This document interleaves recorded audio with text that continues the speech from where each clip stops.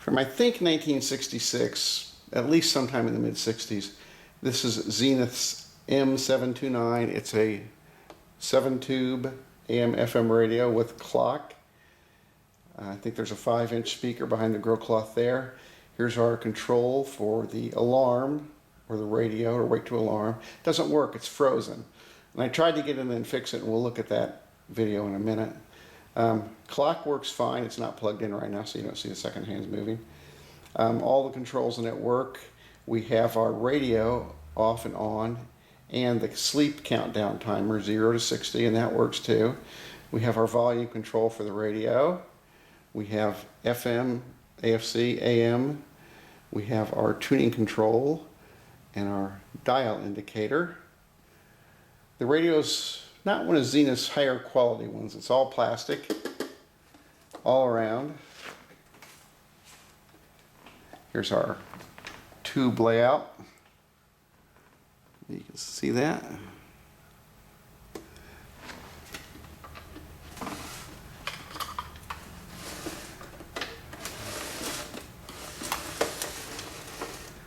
And here's the back of our antenna connection, our clock control, and the plug, which does interlock and pull out when you take the chassis out. And that's really it. When I did take the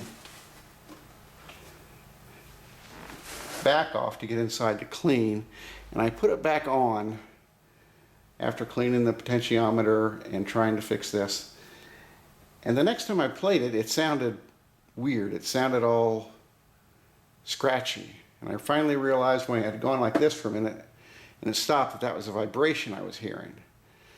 And as I looked around on my workbench, I found 3 small strips, about 4 inches long, about a 1/2 inch wide, of some type of black foamy fabric tape.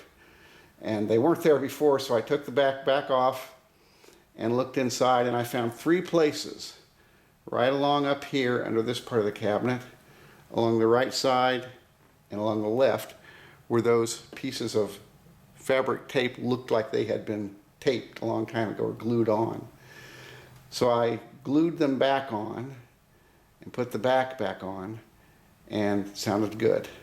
So obviously they had some type of spec problems here. The cabinet's not tight enough, or eventually they figured out it wasn't sounding right. So they came up with this very fancy engineering scientific thing of, hey, let's put 3 pieces of foam in here and solve the problem cheaply. And they did. So let's take a look at the video I shot when I was trying to fix this control and cleaning the potentiometers. And here's the inside. Sort of from the top. 7 tubes. So as I was trying the dickens to get this alarm control on-off auto set, and it's just frozen.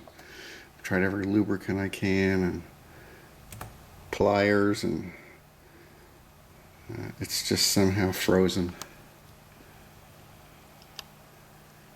There's our chassis, 7M03. I suspect that's a date code there, 6604. There's our speaker. I think it's 5 inches maybe. Tuning capacitor and dial string. Antenna coil back there. There's our antenna.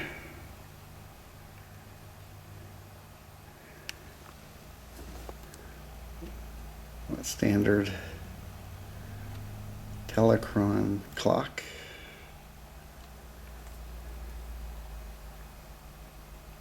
Let's turn it over and look underneath.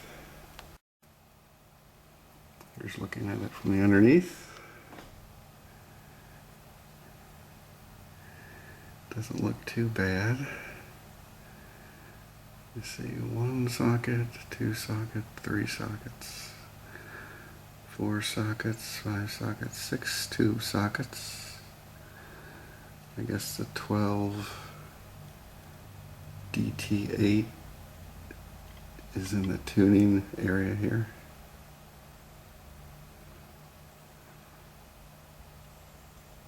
But if this is a 66, it's 50 years old and looking pretty good.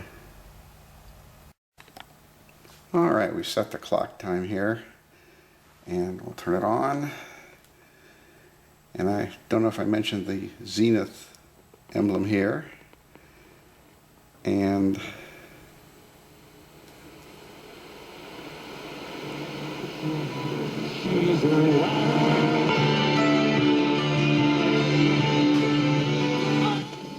me turn the volume down for a minute. And this is kind of odd, and I have to be careful because you can actually turn this with your hand. And I reach out and do it many times. And all that does is it turns your indicator somewhere weird. It doesn't seem to be affected by this. They're not connected. If you actually want to change your tuning, you need to use this. And now you go to change your tuning and your dial is all off. And if you don't remember the station you were on, you have to figure out where the dial should be again and change it with that. And I continually reach out and turn this. I don't know why. Maybe it's because it's so much bigger, but it turns freely and music doesn't change, station doesn't change, just where the indicator is changes.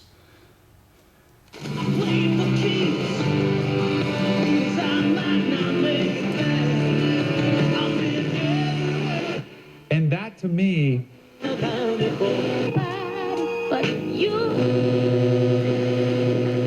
Bud Light. More details at b1057.com.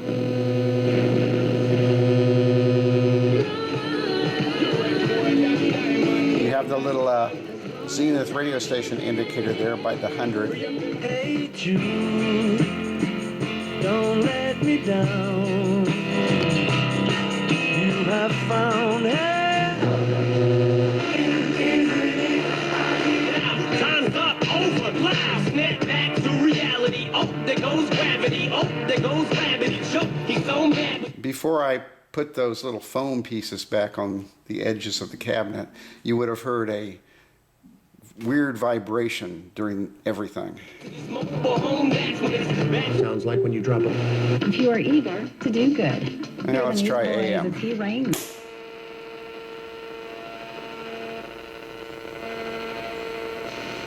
Ewing or Barkley or Malone or... At the inside knowledge. Lead guys. You're missing a few of them. Hurries. We can...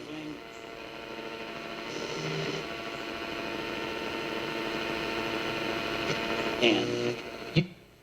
They were...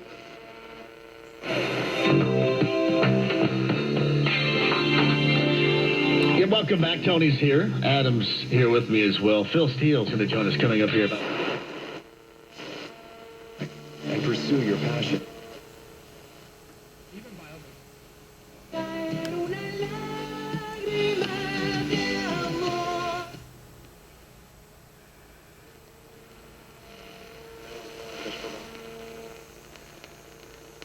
We're not going to get anything this low.